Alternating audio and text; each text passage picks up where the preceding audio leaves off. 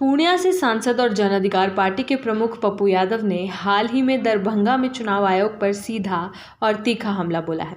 उन्होंने चुनाव आयोग को भटियारा आयोग और चपरासी आयोग कहकर उसकी कार्यशैली पर गंभीर सवाल उठाए हैं।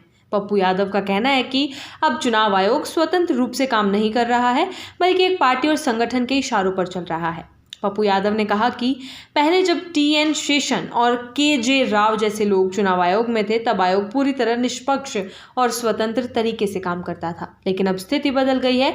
उन्होंने कहा कि आज का चुनाव आयोग बीजेपी और आरएसएस का चपरासी बन चुका है। उन्होंने आगे कहा कि इस देश में अब गरीबों की आवाज़ को दबाया जा रहा है और सत्ता पक्ष की मर्जी से चुनाव करवाए जा रहे हैं। पप्पू यादव ने कहा कि बिहार के 2.25 करोड़ गरीबों के हक के लिए लड़ रहे हैं। उन्होंने सुप्रीम कोर्ट से न्याय की उम्मीद जताई और कहा कि गरीब जनता को उसका हक जरूर मिलना चाहिए। पप्पू यादव का कहना है कि जो वोटर लिस्ट पिछले 6 महीनों में बनाई गई है, उसी ने कभी अटल बिहारी वाजपेयी और अब नरेंद्र मोदी को पीएम बनाने की भूमिका निभाई थी, जिससे वोटर लिस्ट भी सत्ता के अनुसार तैयार होती दिखाई दे रही है। 9 जुलाई को बिहार बंद के दौरान जब पप्पू यादव प्रदर्शन में शामिल हो रहे थे, तब पटना में उनके साथ धक्का मुक्की हुई। इस दौरान भीड़ में वे गिर गए और उन्हें चोट भी लगी।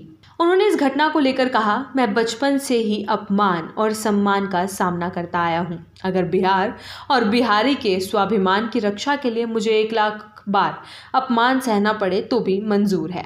पप्पू यादव का कहना है कि वे बिहार के सम्मान के लिए लड़ते रहेंगे, चाहे उन्हें कितनी भी मुश्किलों का सामना क्यों ना करना पड़े। उन्होंने ये भी कहा कि वे किसी पद या सत्ता के लिए नहीं, बल्कि आम जनता और उनके हक की लड़ाई के लिए राजनीति में हैं।